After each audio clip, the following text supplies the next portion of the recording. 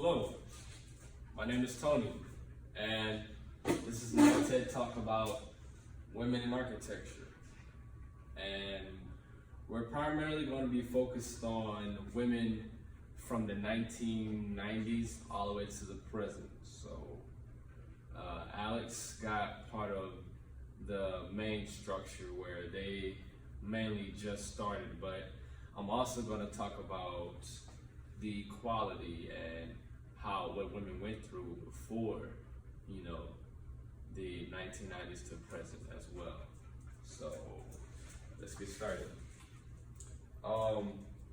Being a woman, it's very complicated, like they go through so much as far as like having to earn pay and men bashing them about them being weak and everything like that.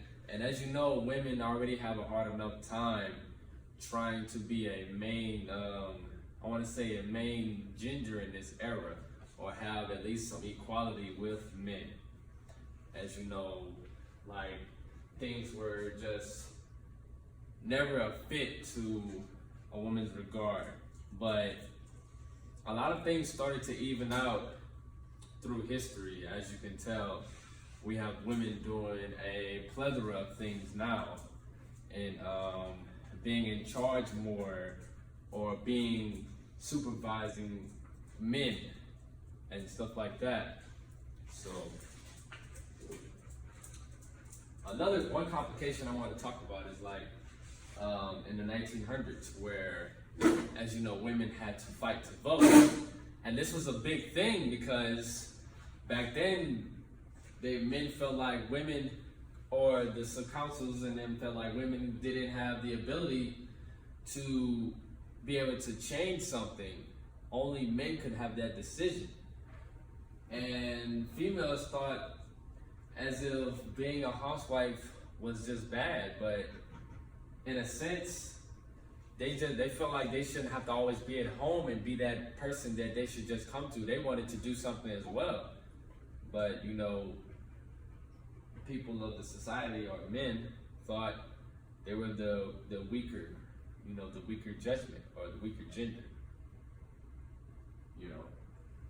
And in the 1900s, everything changed. They boycotted it, and it kind of went through. And this was during World War I, World War II, where everything went down, And they wanted nothing but equality. It was the same thing in architecture. Like, there was a plethora of women that started out. The first one being Bethune. I can't talk about her, but the first one being Bethune, who had a good amount of things that she brought to architecture. She was the first, but she was always told, like it'll be hard for her. And she ended up opening her own thing and everything. Another one would be Marian Mahogany, who was told she would never be an architect, and she ended up being Frank Lloyd Wright's first employee. So that's big, You're Frank Wright's first employee, and you're a woman, That's very big, Changing history. Complications that they faced were the wages. Like, this is ridiculous. Men were paid $10,000 to design buildings, and women were paid $1,000. Like, that's basically 1 to 10, a ratio. Like 9 times out of 10, if you had a good project, you probably wouldn't get no more than $2,000, versus a men who would probably get maybe $15,000 or $20,000. So this was like very ridiculous, but I felt like it was kind of judgmental as well on a profile status of gender. Like I said, they didn't see women as an alpha person or an alpha male, but they couldn't be because it's a man's thing. But I still feel like some equality should have been there. Like, maybe not as much as 10,000, but it could have been at least, I want to say maybe 7, 8,000. Like, that's a fair enough price, but 1,000, like, come on now.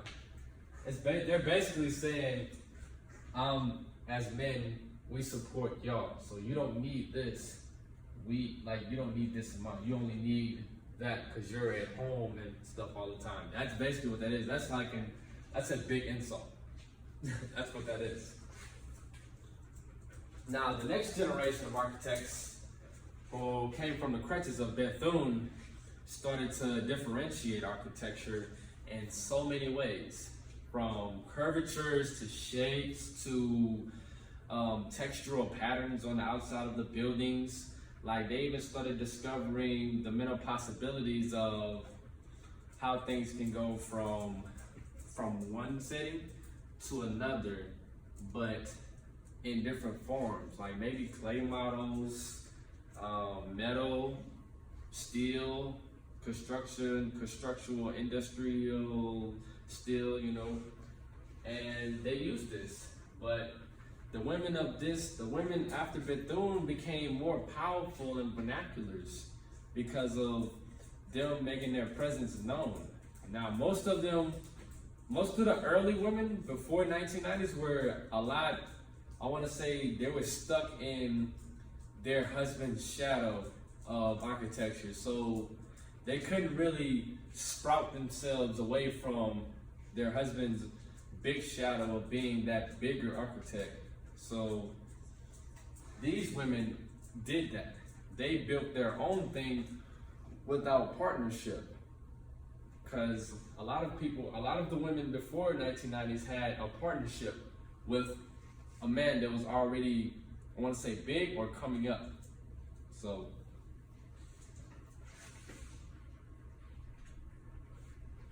if we start with the first one, Zaha Hadid.